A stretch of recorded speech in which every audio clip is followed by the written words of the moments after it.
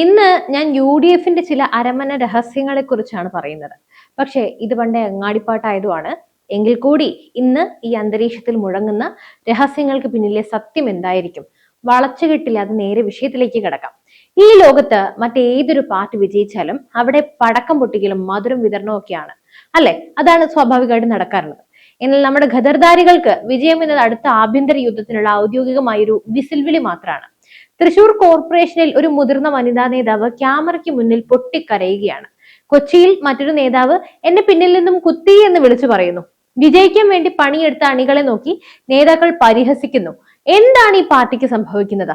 അധികാരം കിട്ടുന്നതിന് മുമ്പേ തന്നെ കസേരയ്ക്ക് വേണ്ടി പരസ്പരം കഴുത്തിറക്കുന്ന ഈ നേതാക്കൾക്ക് എങ്ങനെയാണ് കേരളത്തിന്റെ ഭരണം ജനങ്ങൾ വിശ്വസിച്ച് ഏൽപ്പിക്കുക?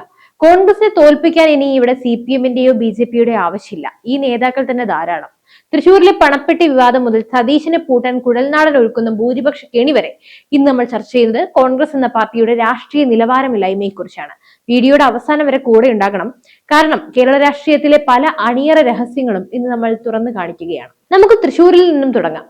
സാംസ്കാരിക നഗരിയിൽ ഇപ്പോൾ നടക്കുന്നത് സംസ്കാരമില്ലാത്ത രാഷ്ട്രീയ കളികളാണ്. ഡോക്ടർ നിജി ജസ്റ്റിനെ മേയറായി പ്രഖ്യാപിച്ചതിന് പിന്നാലെ ഉണ്ടായ നാടകങ്ങൾ നോക്കാം. പ്രഥമ പരിഗണനയിൽ ഉണ്ടായിരുന്ന ലാലി ജെയിംസ് ഉന്നയിച്ച ആരോപണങ്ങൾ അത് കേട്ട് കഴിഞ്ഞാൽ ഏതൊരു സാധാരണക്കാരനും ഞെട്ടും. ലാലി പറയുന്നത് ഇതാണ്: എന്റെ കയ്യിൽ പണമില്ലാത്തത് കൊണ്ട് അവർ എന്നെ വെട്ടി. ഒരു രാഷ്ട്രീയ പാർട്ടിയിൽ സ്ഥാനാർത്ഥിയെ നിശ്ചയിക്കുന്നത് പ്രവർത്തന പാരമ്പര്യത്തിന്റെയോ യോഗ്യതയുടെയോ അടിസ്ഥാനത്തിലല്ല, മറിച്ച് ആരുടെ കയ്യിൽ കൂടുതൽ പെട്ടി ഉണ്ടെന്നതിനെ ആശ്രയിച്ചാണ്. ലാലി ജെയിംസ് ഒരു വിധവയാണ്. വർഷങ്ങളായി പാർട്ടിയെ സ്നേഹിക്കുന്ന, പാർട്ടിക്കൊപ്പം നിന്ന് ഒരു വനിതാ നേതാവ് തനിക്ക് അർഹതപ്പെട്ട മേയർ പദവി വിൽക്കുകയായിരുന്നു എന്ന് അവർ പറയുമ്പോൾ വിൽക്കാൻ നിന്നത് ആരാണ്? DCC പ്രസിഡന്റ് ജോസഫ് ടാജറ്റും സംഘവും എന്നോട് പാർട്ടി ഫണ്ടിനെ കുറിച്ച് സംസാരിച്ചുവെന്നും നിജി ജസ്റ്റിനും ഭർത്താവും പണവുമായി ഡൽഹിയിൽ വരെ പോയെന്നും അവർ ആരോപിക്കുന്നു. ഇതിലും വലിയൊരു അപമാനം ഇനി കോൺഗ്രസിന് വരാനുണ്ടോ? ഒരു ഭാഗത്ത് രാഹുൽ ഗാന്ധിയും പ്രിയങ്കയും ഒക്കെ നാണം കെട്ട് ഒരുമാതിരി പരിഹാസ്യരായി നിൽക്കുമ്പോൾ ഇവിടെ നമ്മുടെ കേരളത്തിൽ സാധാരണക്കാരായ പ്രവർത്തകരുടെ കയ്യിൽ പണമില്ലെന്ന കാരണത്താൽ അവരെ പുറന്തള്ളുന്ന അവസ്ഥയും വേറെ. എന്തൊക്കെയാണ് കോൺഗ്രസിനെ ഇന്ന് അലട്ടുന്ന പ്രശ്നങ്ങൾ? തൃശൂരിൽ കോൺഗ്രസ് വിപ്പ് സ്വീകരിക്കാൻ പോലും ലാലി തയ്യാറായിട്ടില്ല. ഇത് കാണിക്കുന്നത് പാർട്ടിയുടെ അടിത്തറ എത്രത്തോളം ദുർബലമാണെന്നാണ്. തൃശൂരിലെ പണത്തിന്റെ കളിയാണെങ്കിൽ കൊച്ചിയിൽ അത് ഗ്രൂപ്പ് കളിയാണ്. കൊച്ചി കോർപ്പറേഷൻ ഭരണം തിരിച്ചുപിടിച്ചപ്പോ അണികൾ കരുതി ഇനി വികസനത്തിന്റെ കാലമാണെന്ന്. ദീപ്തി മേരി വർഗീസിനെ പോലെയൊരു നേതാവ്, വനിതാ നേതാവ് മേയറാകുമെന്നാണ് എല്ലാവരും പ്രതീക്ഷിച്ചത്. ചാനൽ ചർച്ചകളിൽ പാർട്ടിയെ പ്രതിരോധിക്കാൻ ദീപ്തിയോളം പ്രാപ്തിയുള്ളവരൊരു മറ്റൊരു സ്ത്രീയൊന്നും കൊച്ചിയിൽ നിലവിൽ ഇല്ല. പക്ഷെ അവിടെയാണ് VD സതീശനും സംഘവും കളത്തിലേക്ക് ഇറങ്ങിയത്. ദീപ്തി ഗ്രൂപ്പുകൾക്ക് അതീതമായി വളരുന്നത് ചിലർക്ക് ഇഷ്ടപ്പെട്ടില്ല. അവർ ഒരു പുതിയ കണ്ടുപിടുത്തം നടത്തി. കൗൺസിലർമാരുടെ ഭൂരിപക്ഷം, ഈ ഭൂരിപക്ഷത്തിന്റെ പേരിൽ ദീപ്തിയെ അങ്ങോട്ട് വെട്ടിമാറ്റി. താൻ സംവരണത്തിലൂടെ രാഷ്ട്രീയത്തിൽ വന്നതല്ലെന്നും പാർട്ടിയെ ഇത്രയും കാലം സേവിച്ചിട്ടും തന്നെ ചതിച്ചു എന്നുമാണ് ദീപ്തി പറയുന്നത്. സ്വന്തം നേതാക്കളെ സംരക്ഷിക്കാൻ കഴിയാത്തൊരു പാർട്ടി എങ്ങനെയാണ് നാളെ കേരളത്തിലെ ജനങ്ങളെ സംരക്ഷിക്കുക?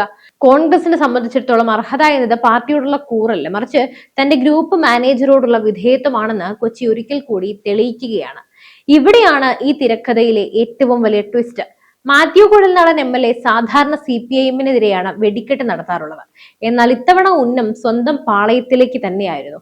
സതീശനെതിരെ കുഴൽനാടൻ തൊടുത്തുവിട്ടത് വെറുമൊരു അമ്പല്ല, ഒരു പൊളിറ്റിക്കൽ ആറ്റം ബോംബ് തന്നെയാണ്. കുഴൽനാടൻ ചോദിക്കുന്നത് ഇത്രയേ ഉള്ളൂ: ഭൂരിപക്ഷമാണ് മാനദണ്ഡമെങ്കിൽ അത് എല്ലായിടത്തും വേണം. എന്തായിരിക്കും ഇതിന്റെ അർത്ഥം? VD സതീശൻ എങ്ങനെയാണ് പ്രതിപക്ഷ നേതാവായത്? അത് നമുക്കൊന്ന് ആലോചിച്ച് നോക്കാം. അന്ന് കോൺഗ്രസ് MLA-മാരിൽ ഭൂരിപക്ഷം പേരും ഉമ്മൻചാണ്ടിയെയോ ചെന്നിത്തലയെയോ ആണ് പിന്തുണച്ചിരുന്നത്. അന്ന് ഈ ഭൂരിപക്ഷവാദം സതീശൻ പറഞ്ഞോ? ഇല്ല. അന്ന് ഹൈക്കമാൻഡ് തീരുമാനം പരമപ്രധാനമായിരുന്നു. എന്നാൽ കൊച്ചിയിൽ സ്വന്തം ഗ്രൂപ്പുകാരെ തിരികെ കയറ്റാൻ വേണ്ടി മാത്രം സതീശൻ ഭൂരിപക്ഷത്തിന്റെ കണക്കെടുത്തു.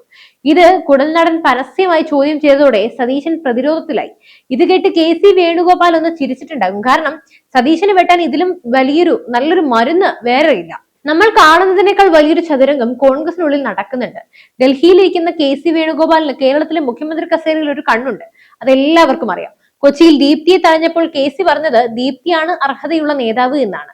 ഇതിൽ കൂടുതൽ എന്ത് പറയാൻ? ഒരു വശത്ത് പാർട്ടിയെ ന്യായീകരിക്കുന്നു, മറുവശത്ത് സതീശന്റെ നീക്കത്തെ വിമർശിക്കുന്നു. KC ഗ്രൂപ്പിലെ പ്രമുഖനായ കുഴൽനാടൻ സതീശനെതിരെ ആഞ്ഞടിക്കുമ്പോൾ അത് KCയുടെ അനുമതിയോടെയല്ല എന്ന് വിശ്വസിക്കാൻ പാടുമാണ്. പാർട്ടിയെ ആർക്കും പോക്കറ്റിലിട്ട് കൊണ്ടുപോകാൻ കഴിയില്ല എന്ന് കുഴൽനാടൻ വെട്ടിത്തുറന്ന് പറയുമ്പോൾ അത് സതീശന്റെ പോക്കറ്റിനെ തന്നെയാണ് ലക്ഷ്യം വെക്കുന്നത്. സതീശൻ താൻ വിചാരിക്കുന്നതേ എറണാകുളത്ത് നടക്കൂ എന്ന് കാണിക്കാൻ നോക്കി. പകരം വരുന്നത് തന്റെ പ്രതിപക്ഷ നേതാവ് സ്ഥാനം തന്നെ ഭൂരിപക്ഷം നോക്കി തെറിപ്പിക്കാനുള്ള പ്ലാനാണ്. ഇനി മറ്റൊരു കാര്യം ആലോചിക്കുമ്പോൾ എന്തുകൊണ്ടാണ് കോൺഗ്രസ് ഇങ്ങനെ ആയിപ്പോയത്? കേരളത്തിലെ ജനങ്ങൾ പിണറായി സർക്കാരിനെതിരെ ഭരണവിരുദ്ധ വികാരം കൊണ്ട് അല്ലയടിച്ച് ആക്രോശിച്ച് നിൽക്കുമ്പോഴാണ് ഈ നേതാക്കൾ തമ്മിലടച്ച് സമയം കളയുന്നത്. ഇവർക്ക് ജയിക്കാൻ അറിയാം, പക്ഷേ ആ വിജയം എങ്ങനെ കൈകാര്യം ചെയ്യണമെന്ന് അറിയില്ല. ജയിക്കാൻ അറിയാമെന്ന് ഉദ്ദേശിച്ചത് കഴിവുകേട്, മറ്റൊരു എതിർപക്ഷത്തിന്റെ കഴിവുകേട് കൊണ്ടാണ്. പണ്ട് മുരളീധരനും ചെന്നിത്തലയും ഒക്കെ ഗ്രൂപ്പ് കളിച്ചപ്പോൾ അവർക്കൊക്കെ താഴെ ഒരു അടിത്തറ ഉണ്ടായിരുന്നു. ഇന്നത്തെ ഗ്രൂപ്പുകളിൽ നോക്കാം, വെറും കസേരയ്ക്ക് വേണ്ടി മാത്രമുള്ള തരം താഴ്ന്ന വെട്ടുനിരത്തലുകളാണ്. ഷാനിമോൾ ഉസ്മാനും ബിന്ദു കൃഷ്ണയ്ക്കും എല്ലാം പലപ്പോഴായി കിട്ടിയ ആ ഗ്രൂപ്പ് പണി തന്നെയാണ് ദീപ്തിക്കും ലാലിക്കും ഇവിടെ കിട്ടിയത്. ഗ്രൂപ്പുകൾക്ക് അതീതമായി ജനങ്ങൾക്കിടയിൽ സ്വാധീനമുള്ള നേതാക്കൾ എപ്പോഴും ഗ്രൂപ്പ് മാനേജർമാരുടെ കണ്ണിലെ കരടാണ്. കാരണം അവരെ നിയന്ത്രിക്കാൻ ലേശം പാടാണ്. ഈ തല്ല് തുടർന്നാൽ വരാനിരിക്കുന്ന നിയമസഭാ തെരഞ്ഞെടുപ്പിൽ കോൺഗ്രസിന്റെ അവസ്ഥ എന്തായിരിക്കും? ജനങ്ങൾ മാറ്റം തീർച്ചയായിട്ടും ആഗ്രഹിക്കുന്നുണ്ട് എന്നത് പകൽ പോലെ സത്യമാണ്. പക്ഷേ ആ മാറ്റത്തിന് നേതൃത്വം നൽകേണ്ട പാർട്ടി ഇത്തരത്തിൽ ചീഞ്ഞഴുകിയ അവസ്ഥയിലാണെങ്കിൽ ജനങ്ങൾ ആരെയാണ് വിശ്വസിക്കുക?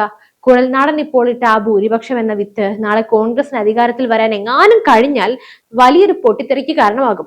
മുഖ്യമന്ത്രി സ്ഥാനത്തിന് വേണ്ടി സതീശനും KC വേണുഗോപാലും സുധാകരനും ചെന്നിത്തലയൊക്കെ തമ്മിൽ ഇതേപോലെ നടുറോഡിൽ തല്ലുകൂടില്ല എന്ന് ആര് ഉറപ്പു നൽകും?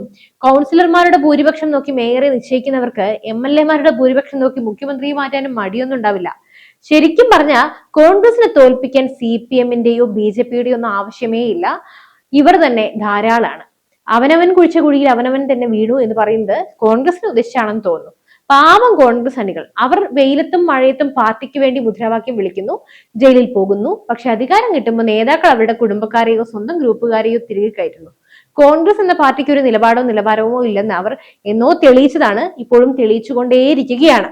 കറണ്ട് പോയ വീട്ടിൽ എല്ലാവരും ഇങ്ങനെ ഇരുട്ടത്ത് തപ്പുന്നത് പോലെയാണ് കോൺഗ്രസ് നേതാക്കൾ.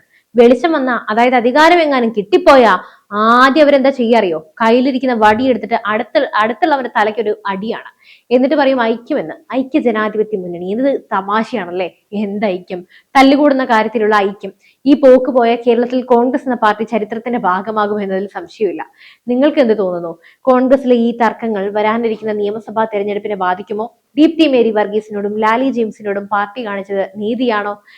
നിങ്ങളുടെ അഭിപ്രായങ്ങൾ തീർച്ചയായും താഴെ കമന്റ് ബോക്സിൽ രേഖപ്പെടുത്തുക. വീഡിയോ ഇഷ്ടപ്പെട്ടാൽ ലൈക്ക് ചെയ്യാനും ഷെയർ ചെയ്യാനും മറക്കരുത്. കൂടുതൽ രാഷ്ട്രീയ വിശകലനങ്ങൾക്കായി നമ്മുടെ ചാനൽ സബ്സ്ക്രൈബ് ചെയ്യുക. മറ്റൊരു വിഷയമായി വീണ്ടും എത്തും വരെ നന്ദി.